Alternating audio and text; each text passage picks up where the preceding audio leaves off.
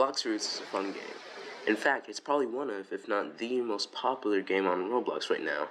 However, this game also requires a lot of grinding, and I mean a lot of grinding.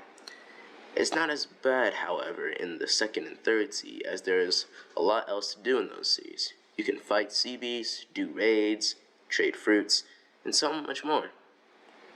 And first sea, you can't do any of those things. It sucks.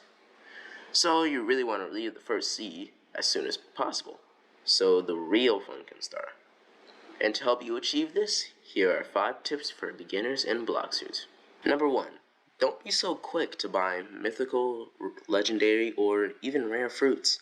Now, don't get me wrong, I'm not saying these fruits are bad. I mean, just look at the fruit I'm using right now. However, these fruits tend to cost a lot of mastery to max out and can be very tedious for grinding with low-level NPCs. Even if you roll one of these fruits from the gacha, it is highly recommended that you store them for later use. Number 2. Group killing. Whenever you're fighting NPCs, you should try your best to kill as many as possible as you can at one time. Do not kill them one at a time. Believe me, I made the mistake of just killing NPCs one at a time when I first started, and it took forever to get to the second sea. So do yourself a favor, and don't be like me. Number 3. Don't use up all your money for fruit rolls. Rolling fruits at the Blox Fruit gacha is one of the main ways to obtain fruits in the game. But, as we all know, it can be pretty costly. And while rolling fruits on occasion isn't bad, you shouldn't make it a habit to roll fruit for every time you have enough for it.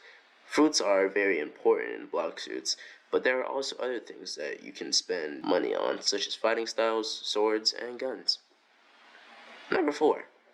Start simple. Now, I love the Kitsune fruit. It's fun to use, it's good for PvP, it's got great visuals, it's a great fruit. But I didn't always have the best fruits ever. In fact, my first fruit was actually the world fruit. And that was back when love was an uncommon fruit, rather than a legendary. Feel old yet? My point is, sometimes you gotta start somewhere small and work your way up.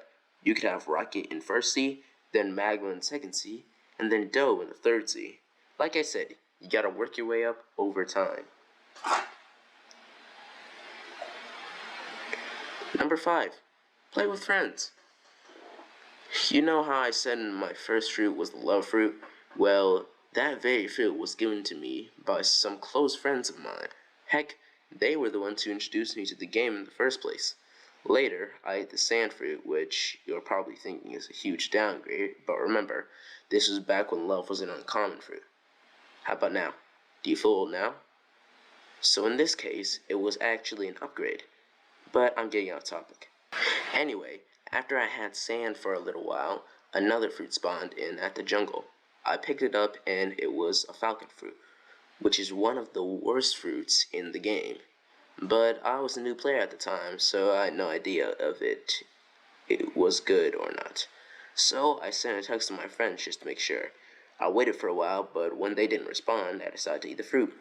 What's the worst that could happen? I thought to myself. Big mistake. The fruit made grinding really tedious and boring, so I gave up on the game for a few years. I only just started playing again this summer.